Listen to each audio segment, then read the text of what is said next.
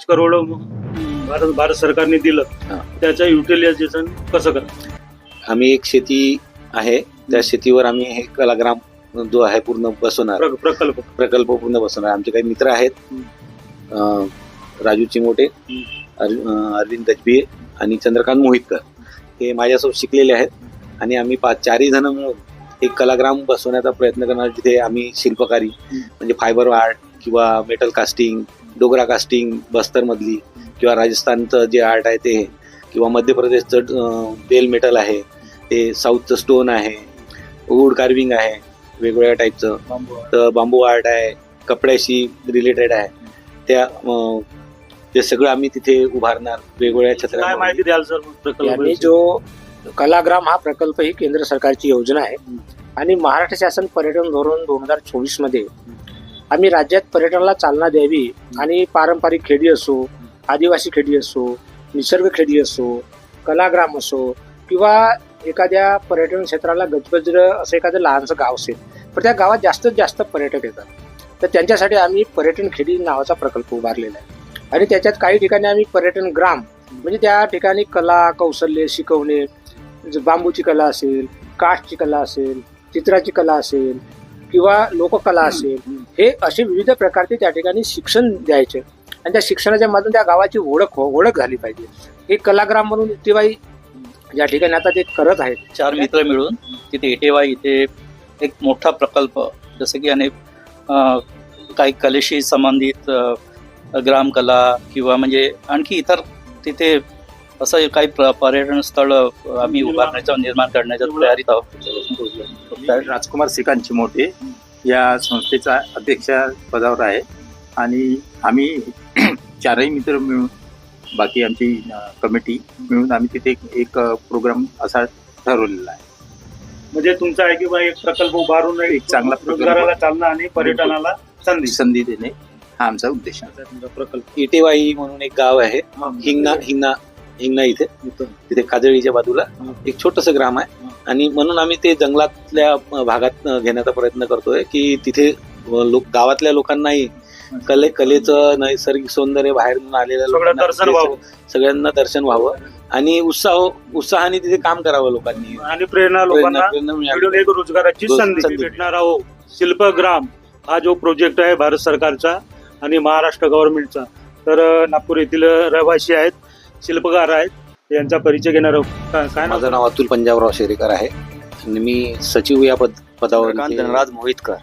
आमचं जे एज्युकेशन सुरू होतं बॅचलर ऑफ फाईन आर्ट्स असताना, त्यावेळेस आम्हाला फायनल एक प्रोजेक्ट राहायचं. त्या प्रोजेक्ट करता आम्हाला एका विषयावरती संस्थेवरती व्हिजिट द्यावं लागत. तर त्यावेळेस असं वाटलं की अशा प्रकारचा काहीतरी आपण पण प्रयोग करायला पाहिजे, नाविन्यपूर्ण काहीतरी.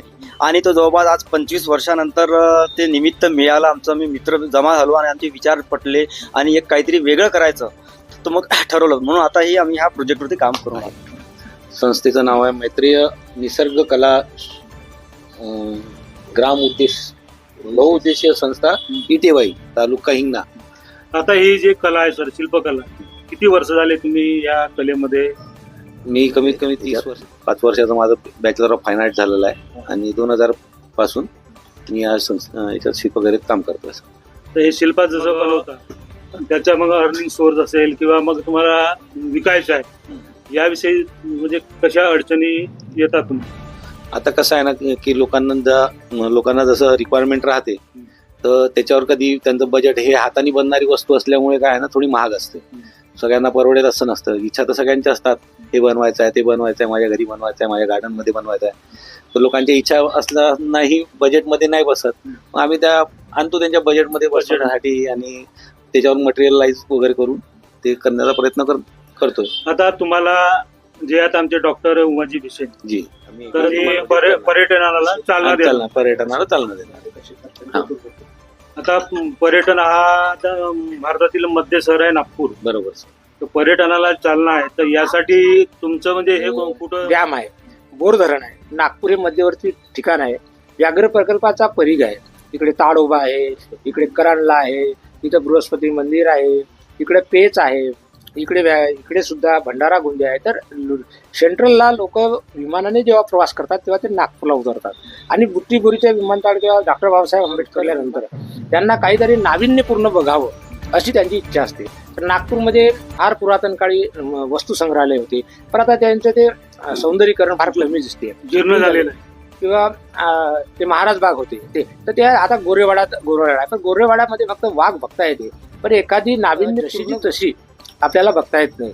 आम्ही यांना एक मार्गदर्शन केले होतं की इंडियन सोशल थीम पार्क, सगळ्या प्रकारचे साधू संत महंत यांचं थीम पार्क सेंट्रल इंडिया या नावाने उभं राहावं, त्याला शासनाने जागा द्यावी.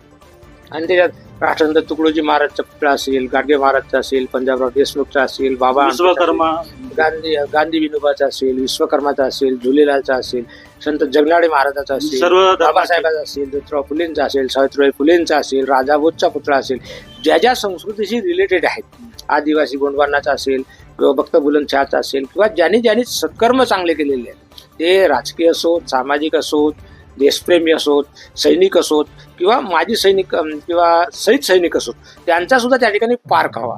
त्या ठिकाणी कलेच्या माध्यमातून त्यांचा स्टॅच्यू दिसावा, त्यांच्याबरोबर प्रेमा दिसावी.